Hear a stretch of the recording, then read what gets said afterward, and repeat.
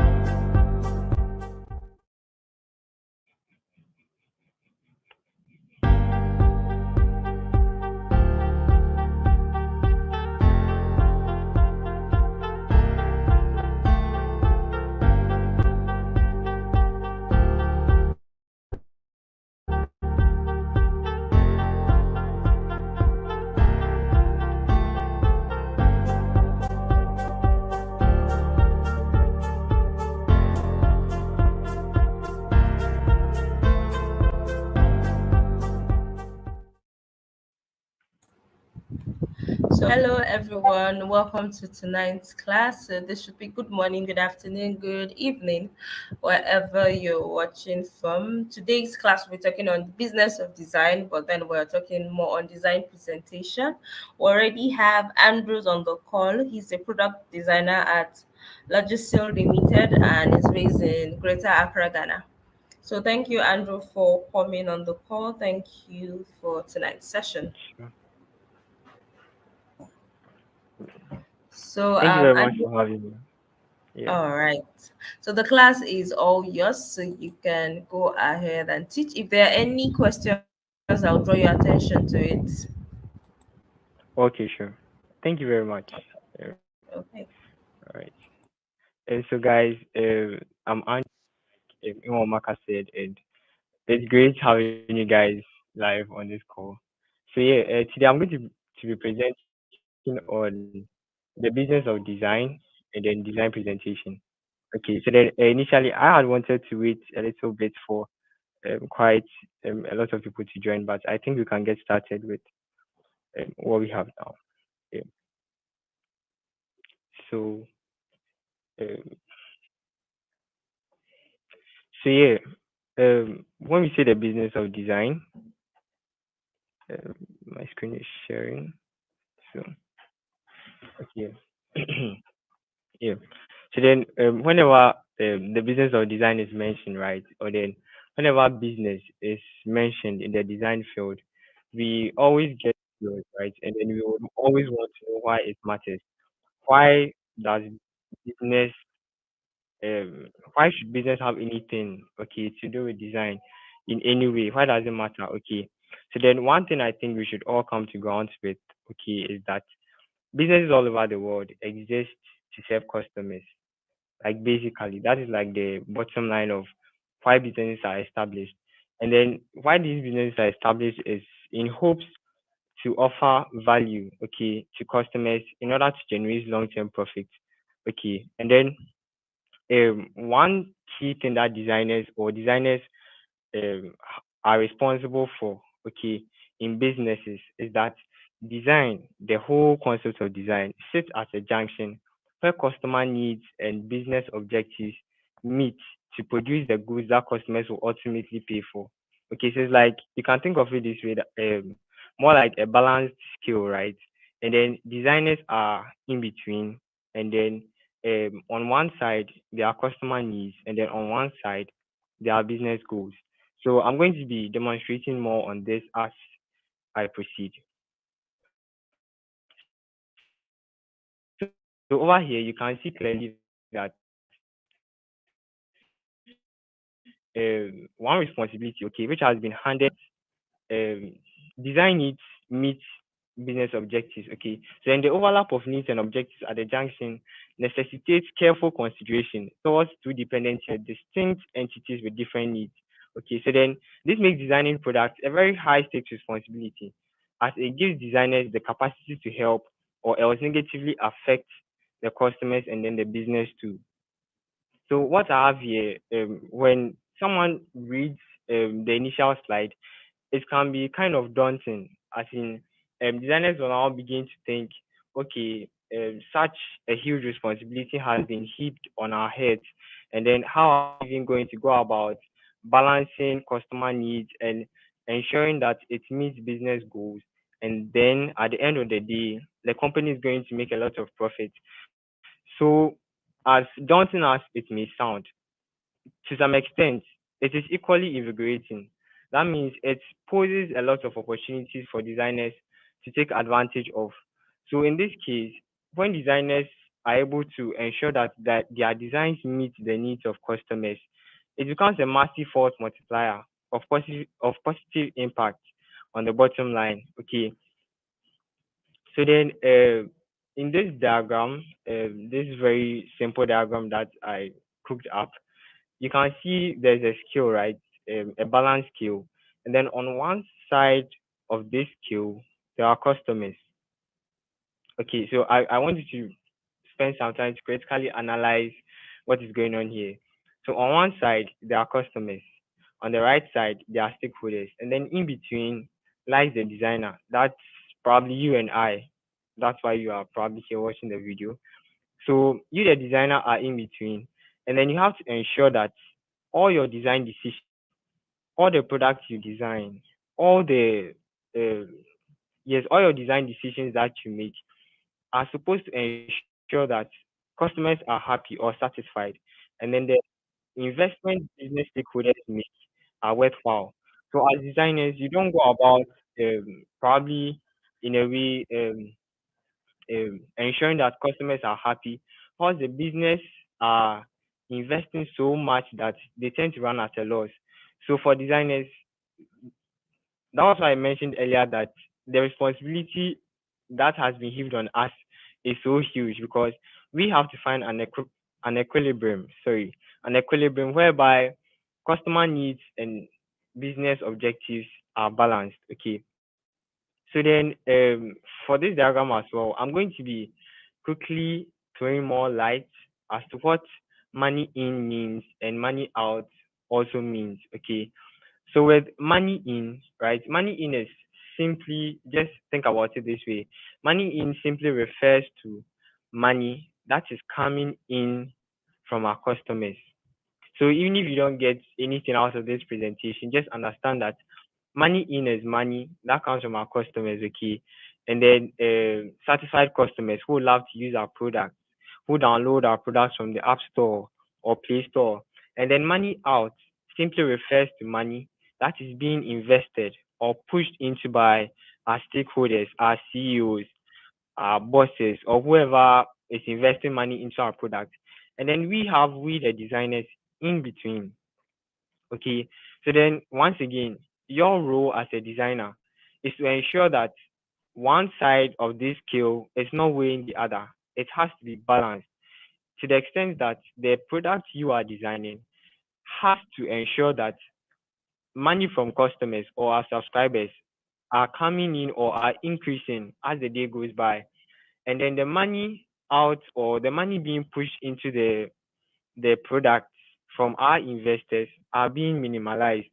So you try your possible best to ensure that by conducting user research, I mean the whole design thinking process, okay, you ensure that the designs you are making are bringing money into the business and reducing the money being invested into the business. So as designers, like I said earlier, we have to find a balance to what this entails. So then David Fortelli, a very renowned designer, mentioned that everything designers produce affects the bottom line, either positively or negatively. However, Designers don't need to be business gurus or accountants or economists or whatever to make contributions, to make positive contributions. They simply need to have the same curiosity around businesses that they have around customer experience. So the same way we UI UX designers or product designers are so enthusiastic about customer experience. Oh, we want to enhance user experience of our product. We need to make sure that users are subscribing more. To some extent, we have to be have a little bit of business acumen under our belt. We have to be business versed. That is, try as much as possible to understand the business impact that our designs are bringing to the table. Okay, so then we don't always have to jump straight to the drawing board and then make these cool and neat designs and just present them in hopes that the company is going to miraculously land customers. Okay, we always have to um, consider the business our designs are going to have. So, like I said, subsequently, I'm going to be um, revealing some a particular scenario, right, whereby users, whereby a designer had an interaction with a stakeholder, and then the designer rushed, let me see, to make design decisions without conducting user research or without even considering the impact his design was going to have on that business. So the definition of the bottom line varies from project to project, but typically it boils down to money in, money out, and customer satisfaction. Like I said earlier, we have to find a way, we have to find a balance between money coming out from our customers and then money being invested into our products and then ensuring that at the end of the day our customers are very satisfied with the products we have designed or we claim to have designed as designers. So needless to say, there should be many more times money in than out. And of course, money comes from happy customers who will pay for the product. So this goes to say that when designers spend time, okay, to design intuitive and clean products, we would not have to force users to download our product. We will not have to force users to engage with our product. They are going to subscribe to our product and pay for it because at the end of the day, the product is fulfilling a particular need of our users. Okay. And then the whole should I say point or reason why designers are even hired into these businesses is to ensure that money coming from customers are increasing. Okay. And then money being pushed into the business is minimalized. Okay. So over here, certain questions that could be asked around the office as designers whenever we think about money in, money out, and then customer satisfaction. So with money in, some interesting questions. Probably you can even jot these questions down, and then whenever your stakeholder comes to you and wants to probably ask you to design something, these are questions you can put out or you can probe to him in expectation of getting an answer. Okay. So you first ask, are customers gladly going to pay for this product you are designing, be it an e-commerce app, a delivery app, a bike scheduling app, whatever it is? Will customers gladly pay for this? Which category of customers will buy this product? How much will customers pay for this product?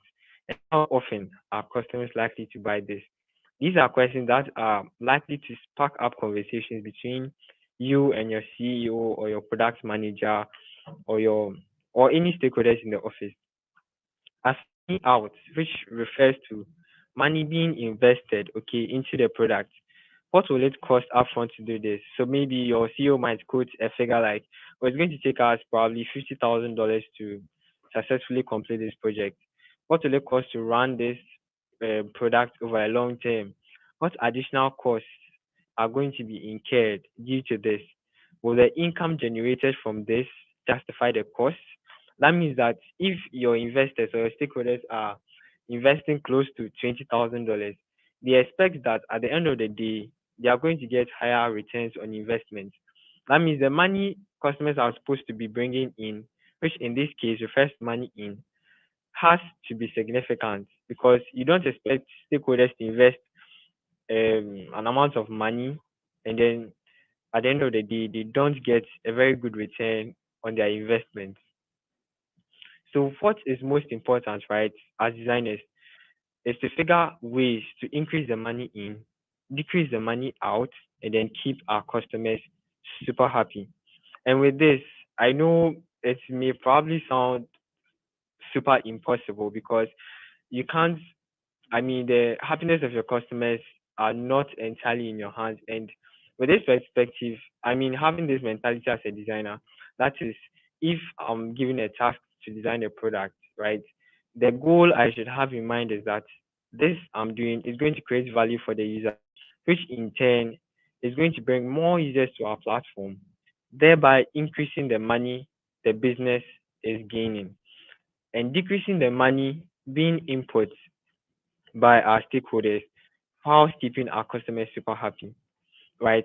I know this sounds pretty much impossible, but like this image I got here, probably by 2083, this should be, I mean, such an impossible task can only be performed by magicians. And I don't know, probably 60 years from now, we might have to probably turn into magicians before we could accomplish such task. That is increasing the money in by our customers, decreasing the money out by our stakeholders, and then keeping our customers super happy. Now to my next let me see, topic, which is understanding the business problem behind every design task. I know probably the designers on this call might agree that there may be countless times whereby they've been assigned tasks by their superiors, and then they actually think about these tasks and they feel, I mean, it's not worthwhile. Like, this is not something I feel I should be doing. But then, like I said, whenever you are given a task by a superior or a product manager or your CEO or whoever is in charge, you first of all have to consider the impact your design is going to have on the business. That should be your first design instinct before you rush to Figma or you start drawing wireframes or, I mean, something. There should be a serious brainstorming as to what the design is going to, the impact the design is going to have on the business. Okay. So sometimes, or majority of the time, right, designers may have to pull it out of the stakeholders' mouth because 99% of the time, trust me, these guys don't really know what they want. And it is only when the designer mans up, okay, to um, ask intelligent questions to force things out of the stakeholders' mouth. So you should not be so gullible to the extent that whenever you're given a task, you are like, okay, say, I'll be done in probably 2 days. No, the design you are going to design in Figma or whichever platform you use to design, what impact is it going to have on the business? Is it going to increase return on investment? Is it going to increase more sign ups? Is it going to increase more user engagements on the site? All these things have to be considered. It's not just about making pretty designs and nice and clean stuff, okay?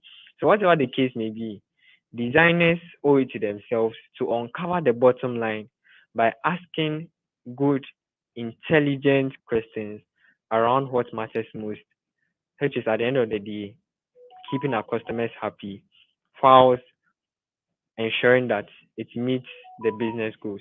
So I'm going to be highlighting a very interesting scenario, okay, in my next slide. So this is a conversation, a very, let me see, very, very occurring conversation in our workplaces, whereby could probably calls the designer to his office. So designer has a meeting with the stakeholder, they're in the office and he's like, so bro, we need a new landing page. Okay. And then designer at this point, being to some extent smart, asks in turn, okay, why do we need this new landing page? And then the stakeholder is like, we need more people to sign up. And then the designer goes, great. Why are more sign-ups so critical at this time? Then the stakeholder is like, customers aren't sticking with us lately, so we need new ones. The designer is pretty shocked. Really? Why not? Then the stakeholder says, we are not sure.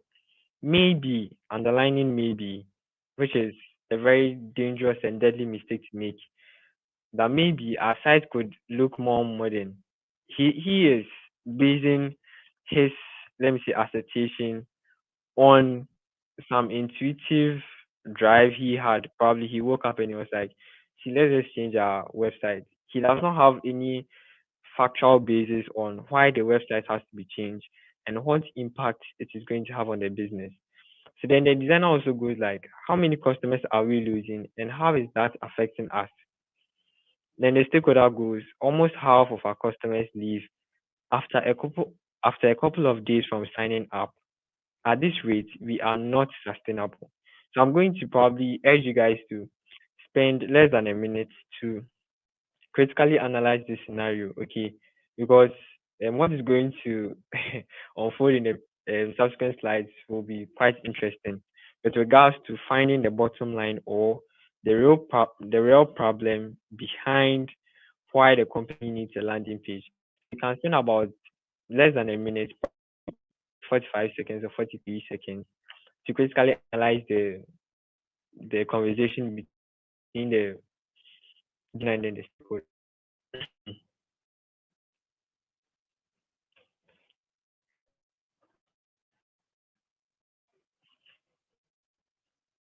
Okay, sure, great. So after analyzing this scenario, right, um, so it says the example above illustrates how designers may handle a solution with no clear context around the business problem. Rushing to produce the solution without understanding the business problem would mean running the rat race once again. The stakeholder approaches the designer, gives him instructions.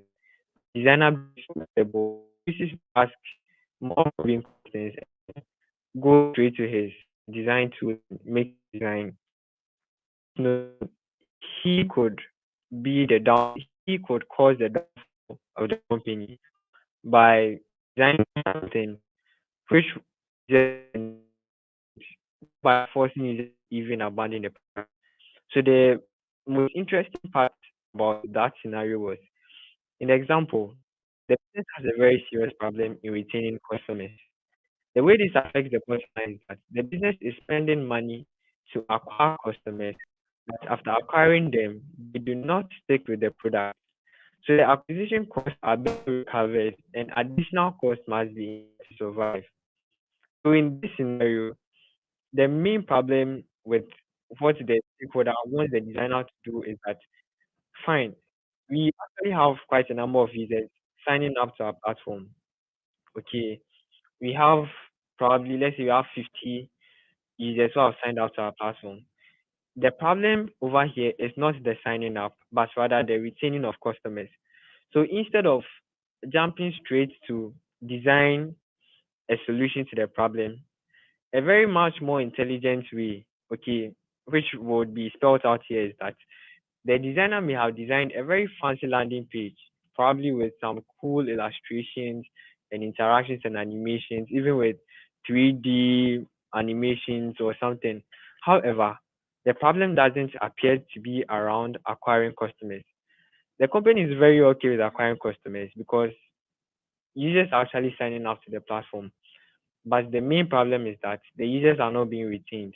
Therefore, a much smarter or effective approach the designer could have probably undertook, okay, was to provide more business value by finding out why customers are abandoning the product and not why customers are not signing up to the product. Customers are signing up, all right, but why are customers abandoning the product? So if the user should go straight ahead to his Adobe XD or Figma or Sketch design tool, and then now comes up with a very cool landing page,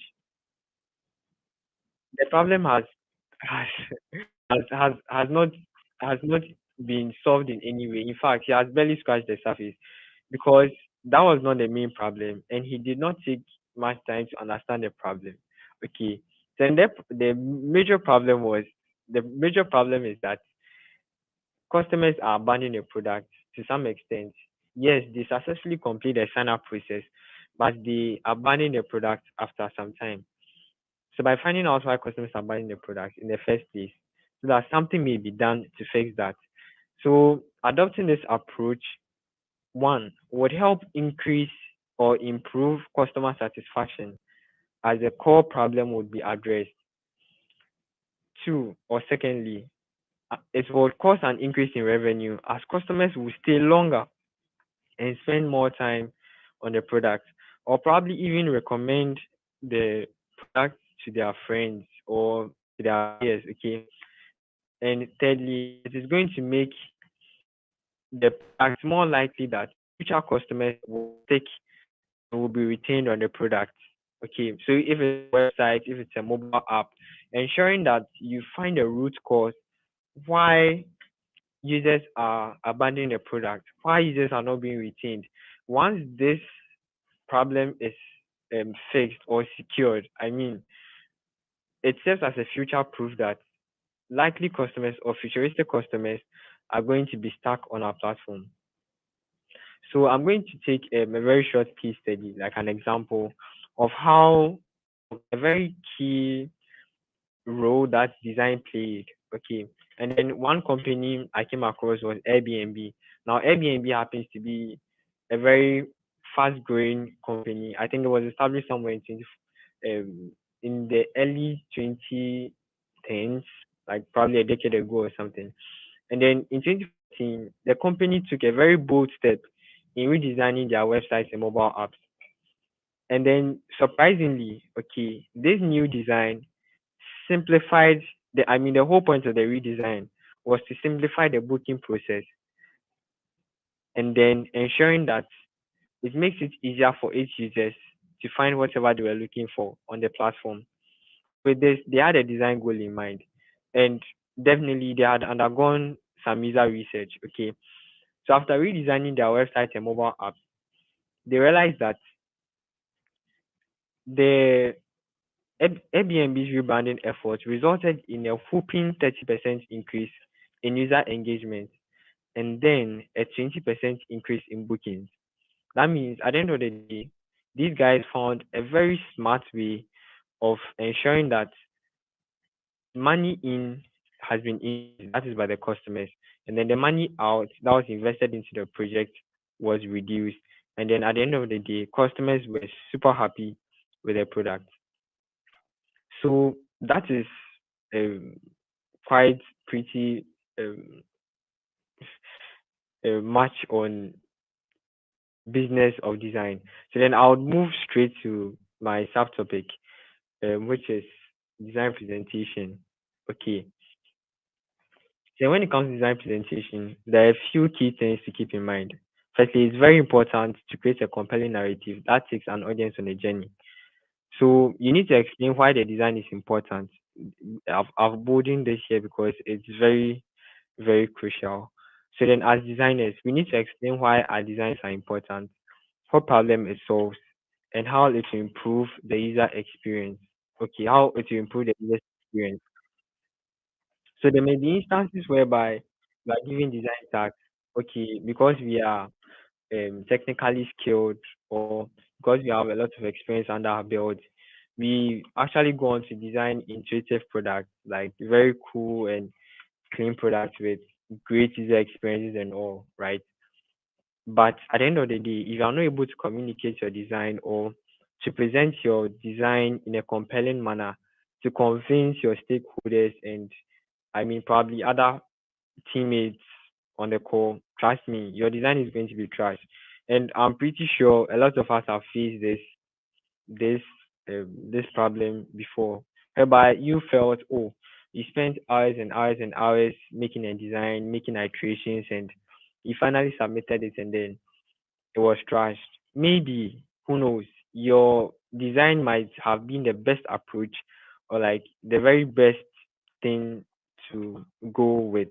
But because you're not able to present it in a compelling manner, your audience or your stakeholders were not able to buy into the idea. Okay.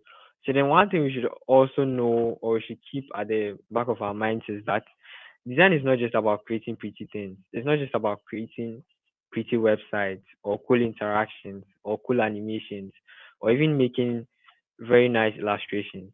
It's a very crucial point of any business. Trust me. Just like how I demonstrated earlier with a balance skill, without design, I'm not sure the customer needs and then the business goals are going to be met, because it is very important to communicate the value of your design thinking process to business stakeholders and then create a compelling narrative when presenting design ideas. So then by doing so, we can create products and services that meet the needs of our users and then help the company achieve its goals. Okay, so then also with this screen, so I have here a project I worked on quite a couple of years ago, and then based on the design presentation. So when I presented these screens, surprisingly, majority of the stakeholders on the call opted for the far right. That's if I could highlight it, yeah, this one, the one with the illustration and then without the text. And then they were like, "Oh, it's minimalistic and it's simple," and they gave their reasons, okay.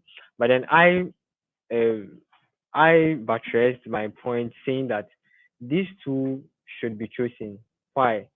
Because based on certain engagements with some of the users who were eventually going to use the app, they felt that using real world images for the onboarding screens triggered some sort of cognitive connection when they opted to whenever they decided to sign up, because they could easily relate with real world images um, whilst they are onboarding the platform, and they felt, oh, if they are onboarding the platform and they probably see images of cars being fixed or humans happy or smiling with what has been portrayed, they were definitely going to go with this idea. Okay. And then, so at the end of the day, even though the stakeholders and then the other teammates opted for the far right, which was this one, I was able to combat them with a more compelling reason, because I had engaged a couple of users and then we knew what the users actually wanted. So at the end of the day, this design was accepted and then it was implemented. So then, for today's session, I'm really going to be open to quite a lot of questions. So I wouldn't really like to bother you guys. So yeah, I would like to leave the platform open so that if there are any questions, I would be glad to provide answers. Thank you very much, Iwamaka, for having me. So if there are any questions, I would like to have them and then I would answer. Okay. Hi, Andrews. I think I have one question here, so I'll put it here Sure. on your screen. Okay.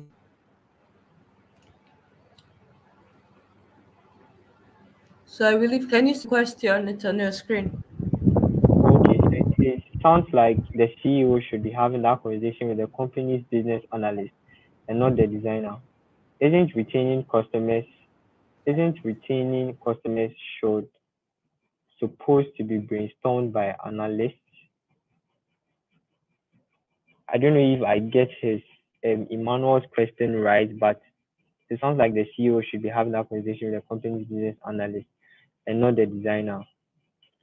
So in this case, right, um, before the design is shipped out or the product is shipped out, the designer, should I say, has is the key, or should I say the major um, role player when it comes to satisfying the needs of customers, or let me say, make ensuring that customers are happy or customers are interacting with the product.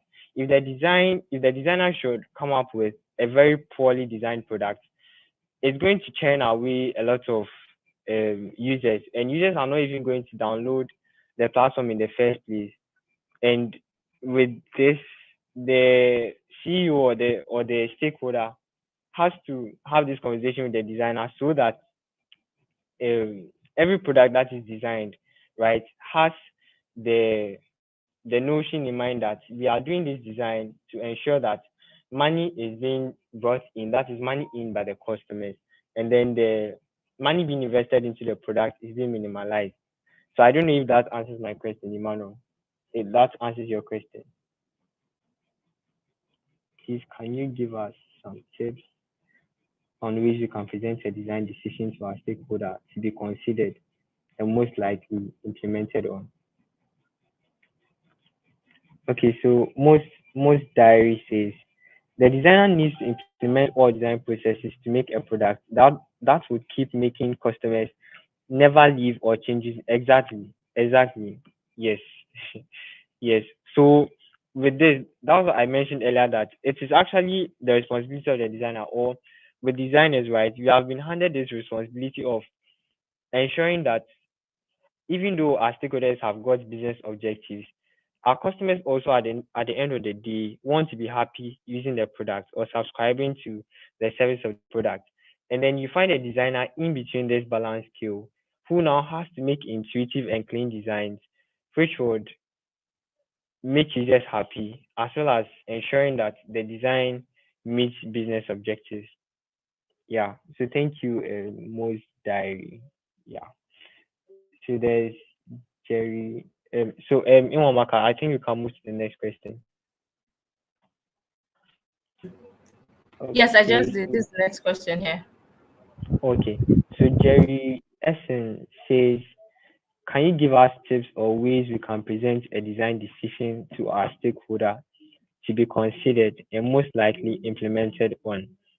Okay, Jerry. Okay, so that's a very good question. So Jerry, like just like the one I showed over here, right? One thing that I've noticed, I mean, probably based on my, I wouldn't say so much of experience, but quite some amount of experience, is that whenever you are trying to convince stakeholders to go with your design decision, you would always have to buttress it with a point, or let me say facts, or um, things that, let me say, hold water. So probably it could be a design principle like white spacing, probably rule of thirds or something. So you should have like tried and tested principles which have already been laid down. So then whenever you are making a point, you are like, okay, so based on so and so principle, it would be best to go with this because users are going to um, prefer this because it has a lot of white spaces, because the visual hierarchy is on point, or because of or this and that. So in my case, like this, the stakeholders wanted to go with this with the design on the far right because they felt it was simple. I mean, that was what they thought. But I also buttressed that. I counted that point by saying that I happened to engage with this app was supposed to be used by mechanics. So I actually reached out to a couple of mechanics and then I showed them the two interfaces, which ones are they going to prefer? And then surprisingly, they chose the ones they could connect with. Okay. And if you should have such a fact behind your point, at the end of the day, it is not the stakeholder sitting in his office who is going to use the service. Okay.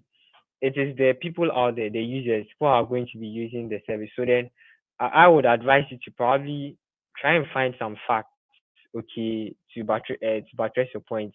It can be design principles, it can be user engagement, user research, or something. Just give them something that holds water. Yeah.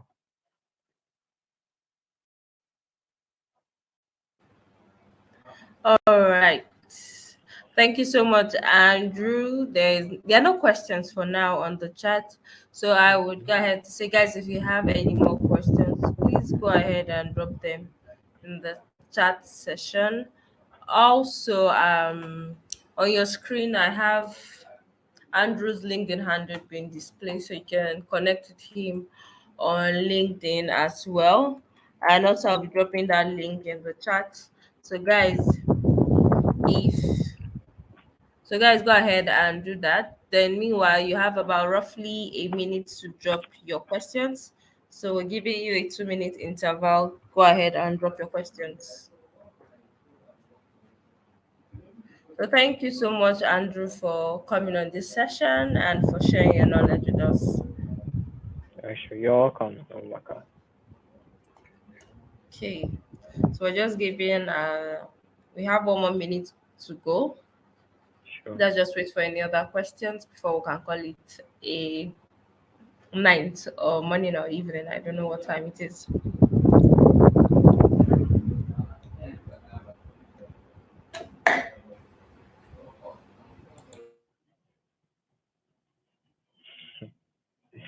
Take the So question. I have another question on the screen right now, Andrew. Okay.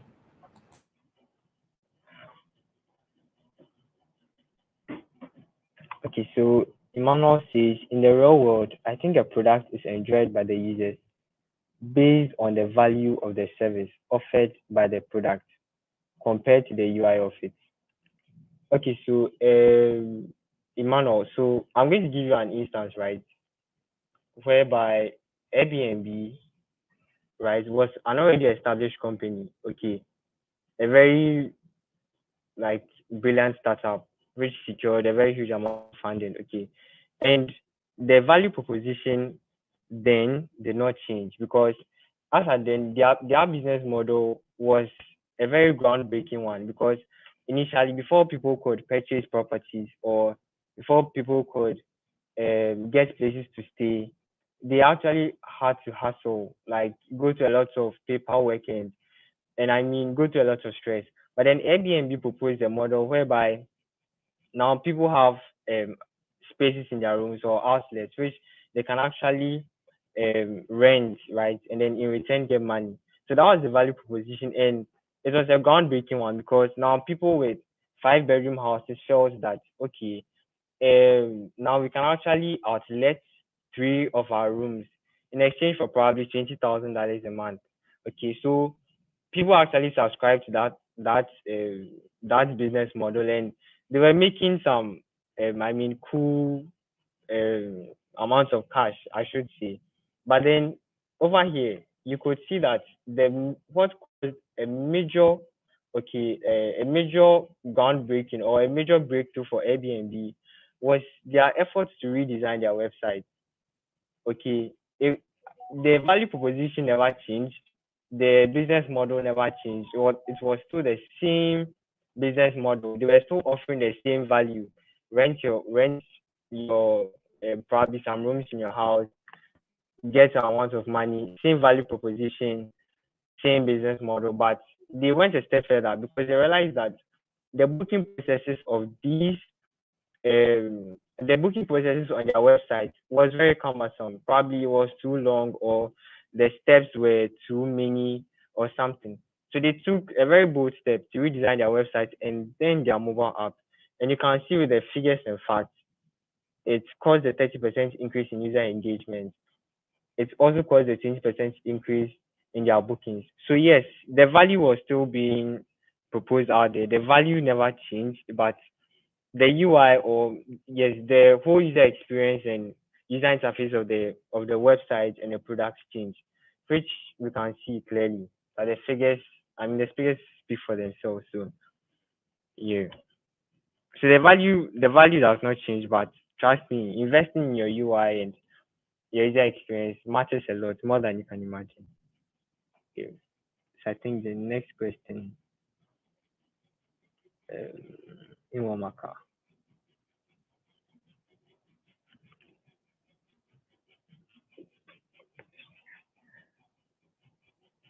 or work with. Please, if we are then to make a redesign for your company, more like an assignment, case study, or just to practice, we are limited to the data we have. Would it be okay to make some assumptions? So this is a very tricky one. This is a very tricky one. So yes, so at the end of the day, it actually depends on your target audience or those who are going to use the app. So if you know that probably it's just an assignment, I think it will be fair to make certain assumptions. But if let's say it's a hospital app and then you know it's going to be used by doctors or people in the health industry, trust me, you can't afford to make assumptions. With such systems, it would be best to go to the field to engage users, to engage the health workers, to understand their design processes, okay? And then you factor all that into making your design decisions. So yeah, when it comes to probably certain critical situations, I think it would be best to get to the field and then engage um, the users of the app. But then for assignments here, it would be fine to make assumptions. Yeah, I feel like there's so much pressure on designers. Exactly. So it's what Chidima is it Chidima blessing? Yes, it's not so much of a pressure. So what is the designer's duty? Why is it the designer's duty to make sure money comes in instead of the managers or marketers? So, Catherine, a very good point to raise. But I mean, during my presentation, I mentioned that um, you, as the duty of the designer, is to ensure that the product he is designing, okay, at the end of the day, it's going to be so innovative that it meets business goals and it also satisfies the needs of customers. Okay, so yes, you can make the designs, and trust me, the way um, the tech the technology sector works, after the designer has designed the product, yes, definitely, it would have to be properly marketed by digital marketers in the company. A lot of work would have to go in it, but if the digital marketers hype the app on social media, on Twitter, on a lot of platforms, and then people now go and download the app and they're like, ah, so is this what the hype is all about? In fact, the user interface is so poor. Then they start rating you poorly on, on Play Store um, or on Apple Store. All these go against your company. So at the end of the day, the hype has to be worth it, and whatever you are designing has to fulfill the needs of users, and it has to be clean enough for users to use. Yeah, I feel like there's still pressure in designers. True. What is the work of a product designer? How interesting questions. I think we can move on to the next question. I feel like there's so much pressure on designers. To some extent, yes, to some extent. So, what is the work of a product designer, and how is it different from a UI/UX designer? That is a very good question as well. So, to the best of my knowledge, a product designer, you are more involved with product decisions. Okay, you are you are more involved with your stakeholders. So you are more concerned about the conception of the product to um to the shaping of the product or to the product is launched. And even after the product is launched, you are still responsible for maintenance. That means, okay, the product has been launched. How many users are we getting per month? How many users are being retained per month? How many users are we losing per month? What can we do ensure that um, ensure that we are not losing users or we are gaining more users? All these things are responsibility of a product designer.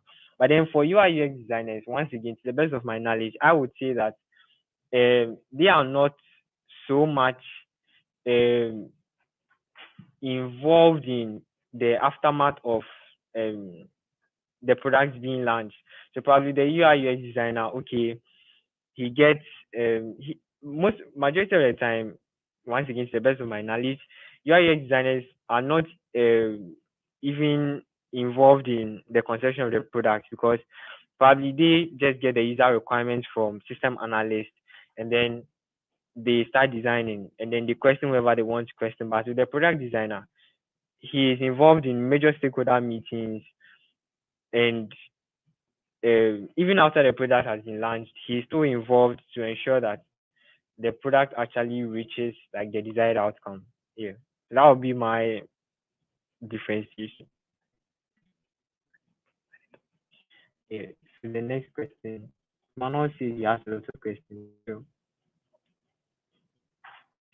in a situation where you present your designs to stakeholders and you notice they went for the designs that might not give the easiest tech experience, do you advise them? Very good question, Emmanuel. Yes. So with such a dicey situation, hmm, so once again, um, the decision to either reject or accept your design decision, ma- majority of the time, is based on how you present the design solution to the stakeholders. So to some extent, right, if you're able to prove to the stakeholders that okay, so with my design solution, if well implemented, right, is going to increase user sign-ups by let's say 20%. Okay, why? Because you took the extra effort to engage with. So let's say you're making let me just give a scenario right now. So let's say you are designing a mobile app for students, okay, and then probably you know how students interact with products, you know how students work.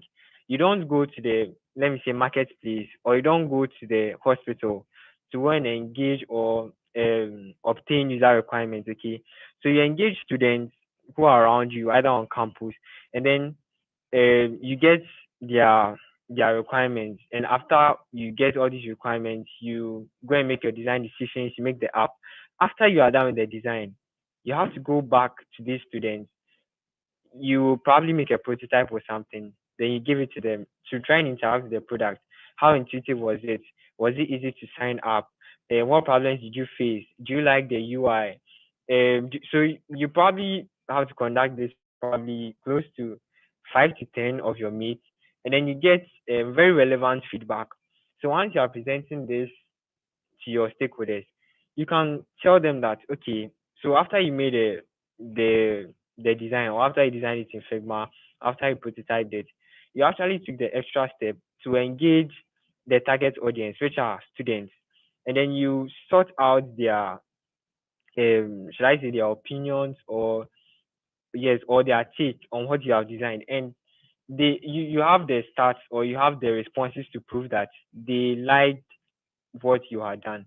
And at the end of the day, it is students who are going to be using the app and not your CEO sitting in his office. So if you're able to convince him or her that, I mean, the target audience at the end of the day are actually happy with your design decision, I think it should be much of, I mean, a selling point to make. Yeah. And then as if you have some design principles to buttress your point, fair enough. That is also good as well. Yeah. So the next question, I feel like so even if a designer contributes his 2 cents to retaining customers, why does it sound like it's his role to retaining users on the business? If I was a business analyst, I'd feel on the on unemployed or something. So no, Emmanuel. So the business analyst does not have to feel on I don't know what word is that, but probably you try to say unemployed. But the business analyst does not have to feel unemployed. Okay, like I said earlier, customer has a need. Designer, the designer is in the middle of ensuring that at the end of the day, a customer is happy. The stakeholders are also happy, right? He designs intuitive products, okay, which at the end of the day, when users interact with the product, they wouldn't want to leave the app or they wouldn't want to leave the system. They wouldn't want to leave the website or whatever product it is. Okay. So when a business analyst should come into this picture, okay, when a business analyst should come into this picture, he he does not feel unemployed because he has had his role to play. Okay, he has had his role to play, and probably after the designer has done his part by probably designing intuitive products and thereby increasing like the downloads on the Play Store or something. The business analyst has his role to play by making sure that okay, so with this product that we launched, probably for the first 3 months, this was the outcome. For the last 3 months, this was the outcome. What design decision can we make? So the if even if you should think about it critically, the business analyst would have to work hand in hand with the designer, okay, to ensure that at the end of the day, whichever product is being shipped to the market, it is going to benefit the business at the end of the day. Yeah, exactly. So, again, because you're the medium where you can select the flat price and extra service provided. More usually. Exactly. So, Airbnb created a medium where you can shortlist your flats for a price. That's an extra service provided, giving giving Airbnb more users value. Isn't it the value that attracted users compared to UI? Okay, hmm. Yeah, I wanted to answer Emmanuel's question with the Airbnb thing. So yes, so even if the like you said, the Airbnb guys are offering value, at the end of the day, your value proposition, like I said, is very evident. Okay, now we've come to the platform.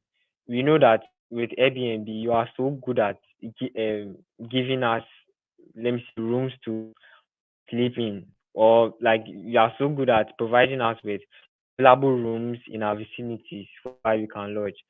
But like I said, if the user faces challenges when he's trying to book for an apartment, trust me, he's going to close the browser or close the website and be like, I just want to book an appointment for one night. Why is the booking process so long? Why is it that the sign up or the submit button is located at the top left?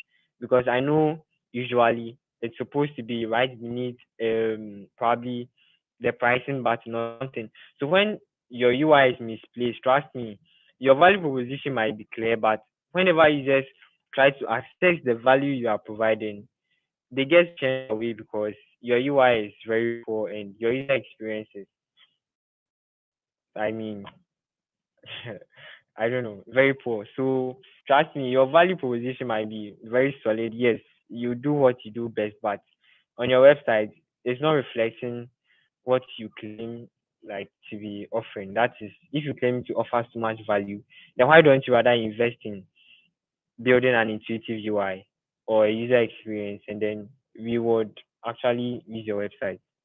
Yeah. So the next question. Oh, what a fast time.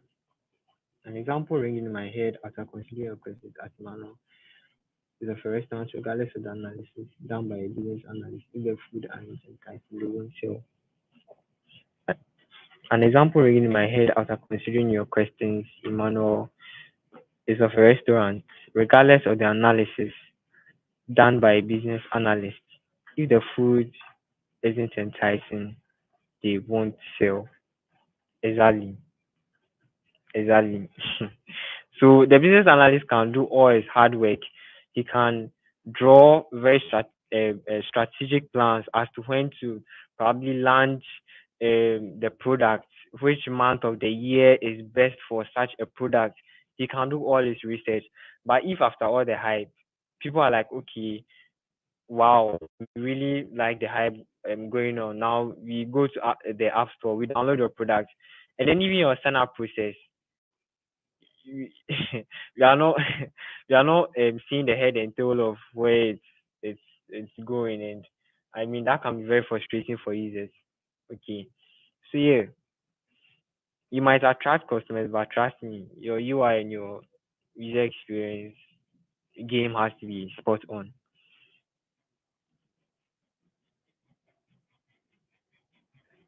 Exactly. Thank you very much, Moyo. Sorry for your input. Yeah.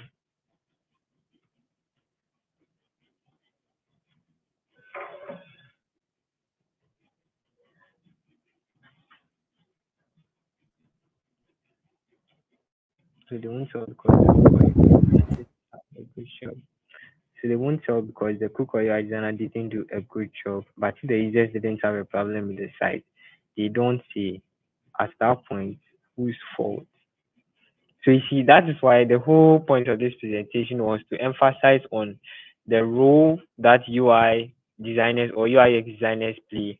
So that means that for you to even call yourself a UI UX designer in the first place, your UI game has to be spot on.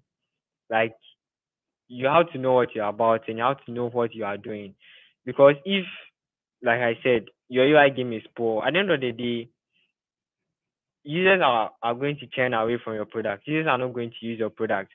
So this whole presentation was emphasized on the need of UI designers being good at what they do and ensuring that at the end of the day, customers are delighted, customers are super happy, customers are are elated to visit the website or use the product, as well as ensuring that business objectives are being met. Yes. Okay. So that's the last question we have here. That's a lot of questions. So, all right, guys. Okay, we still have another contribution. Yeah.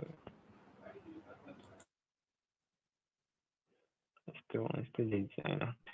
So not so now that's a big problem. The company will tackle and still on the designer would still go back to the design. Remember the design process. Exactly. So there will be iterations here and there. Yeah. Hmm. So yeah, so that's a lot. So thank you so much, Andrew. You have answered a lot Yeah. of questions tonight. Didn't Yeah. expect Thank so you. much.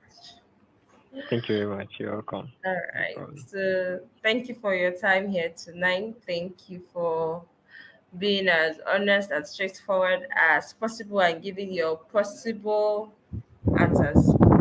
Yeah. So it's You're great having welcome. you tonight. Bye, sure.